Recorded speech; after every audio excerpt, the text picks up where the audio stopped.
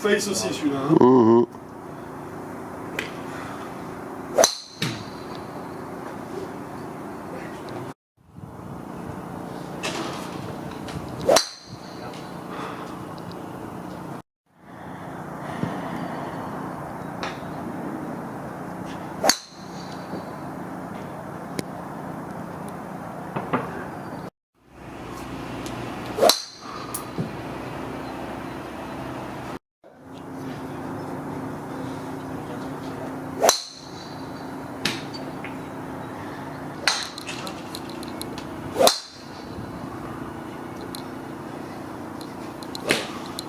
Même si c'est un driver femme, ça gigote beaucoup.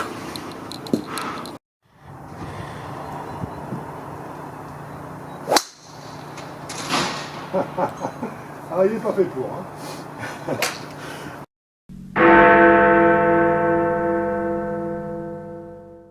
Mon cher Quentin, Mon cher Franck, nous voilà donc dans les bureaux de la PGA de Suresnes-Puteaux. voilà, de Suresnes plutôt. Pour parler du driver femme de la nouvelle série de Zixio qui est sortie cette année, qui est la série 10. Tout à fait. Donc un driver que nous avons testé dans modèle femme, avec 12,5 degrés de loft, Dans des conditions extérieures. Frôlant le 0 degré. Voilà, frôlant le 0 degré. C'est un club qu'on a joué avec le shaft que Zixio a mis standard. standard sur toute sa série. Donc c'est le MP1000 de chez Zixio.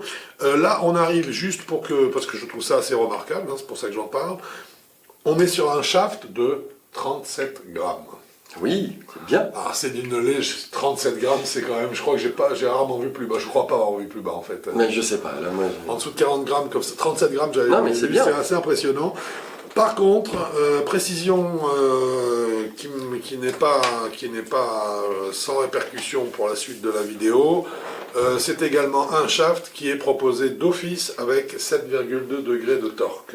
Voilà, un bon gros torque. C'est un très gros torque, sachant que sur les clubs, on dira, sur les clubs, les manches en carbone qui sont destinées plutôt aux joueurs professionnels ou première série fitée, donc vraiment très bon niveau de jeu, on est en dessous des 2 degrés, hein, on est plutôt aux alentours de 1,5 degré, 1,4 degré.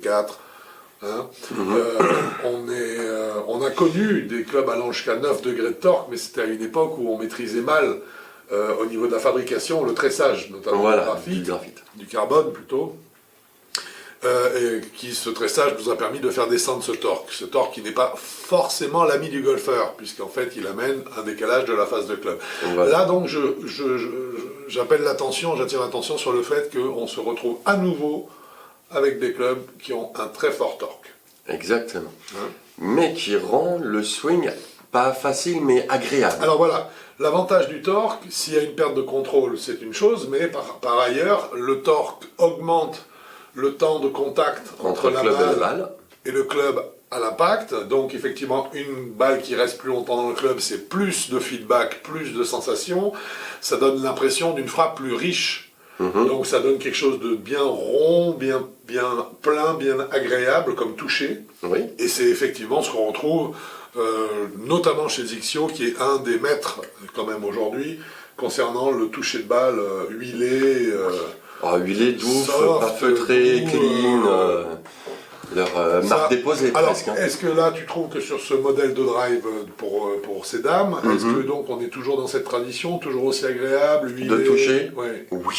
Alors, sans comparaison, pour l'instant, on a essayé quand même plusieurs clubs. Nous avons plusieurs clubs à notre actif, hommes et femmes, et pour moi, c'est Zixio qui tient vraiment la dragée haute au niveau du toucher. C'est là, hommes et femmes. Un toucher magnifique, un sweet spot qui fait la taille d'une pièce de 2 €, une tolérance d'un billet de 5 presque. Presque une pièce de 5 € presque. Ça existe, hein? Non. Ah bah on va falloir la faire parce que là... Donc une pièce de 2 € minimum. Oui, minimum, c'est très facile, très c'est génial. Après, le torque de ce shaft impose une vitesse pas basse mais assez faible. Alors oui, c'est logique. Surtout, logique, hein, moi j'ai rien contre les shafts mous, on va dire. Mais c'est vrai que celui-là, j'ai trouvé particulièrement mou. Ça rend la vitesse douce très agréable. Alors là, dans le swing, c'est comme tu le dis souvent, c'est comme dans du beurre. Hein. C'est réglé tout seul, ça passe tout seul.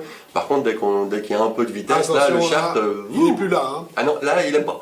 Là, Mais pas du tout. Et surtout, la tête de club, elle ne réagit plus du tout. De la même manière, au lieu de rester bien et de on a fait des tests, on a fait des tests. On a l'impression d'avoir une face de club qui, à l'impact, vibre complètement. Et là, le contact est un peu abîmé, mais pas tant que ça. Je sais pas comment ils font chez Zixio, même un truc où on a... C'est du bon matos. Ah oui, c'est du super bon matos, hein, parce qu'une tête de club qui tremble, chez toutes les autres marques, c'est pas difficile. Moi, derrière, je le sens et je sens un contact très nocif et très agressif. Là, il est limite agréable encore. Ouais, c'est ça. Il n'est pas loin d'être super agréable. Et par contre, on l'a vu, puisqu'il s'agit d'un driver femme, donc on l'a swingé à des vitesses basses, hein, autour de 70 miles. Par contre, on a vu, souviens-toi, en fin de test, je me souviens, on en a allumé 2 ou 3 pour histoire 2. Effectivement, ça reste doux, mais alors c'est le feu d'artifice. Hein. Ah bah oui, mais le shaft n'est absolument intolérant. Je me demande si, en fait, tu vois, c'est pas un Lady moins encore, ce shaft. Alors, c'est une sensation qu'on a sur l'ensemble de la gamme de bois de Zixio. De bois des Zixio où ils proposent du régular, j'ai l'impression que c'est du senior, voire du Lady. Du Lady, je me dis, c'est quoi ce junior à allonger Est-ce que c'est pas à la mode? Alors, pour répondre à ta question, est-ce que c'est pas à la mode? C'est une bonne question, ça, tu vois. Je dirais oui, autant que ça l'était à l'époque quand Callaway a sorti ses clubs. Les clubs qui l'ont rendu célèbre, parce que c'était le même principe. C'est-à-dire qu'en fait, ils n'ont pas mis les étiquettes qui correspondaient aux véritables raideurs des shafts. C'est-à-dire que quelqu'un qui était régular, il leur mettait du stiff. La personne était super contente de jouer du stiff, mais en fait, elle jouait du régular. C'est ça. Ouais, mon régular, mon stiff, il envoie super loin. Non, c'est du régular. C'était du régular. Le régular, là, tu l'as très bien décrit. Le régular, c'était du senior, et le senior, c'était du lady. Voilà. Et donc, ce petit trucage d'étiquette, entre guillemets, faussait complètement la donne, et je me demande si, quelque part, c'est pas ce qui est en train de se produire aussi. Je me demande si on n'y revient pas un peu. Oui, parce que ce phénomène, couplé au torque, qui lui aussi est une solution... on va dire du passé, hein, ou en tout cas est un élément du passé. Si on y rajoute en plus le fait, parce qu'on n'en a pas parlé jusque-là, que ce club soit totalement, comme l'ensemble malheureusement des bois Ixio 10 qui nous est proposé, est un club qui est complètement hook face, c'est-à-dire que la face de club, lorsque le club est à plat, repose complètement alignée à gauche de la cible. Pour un droitier. Pour un droitier.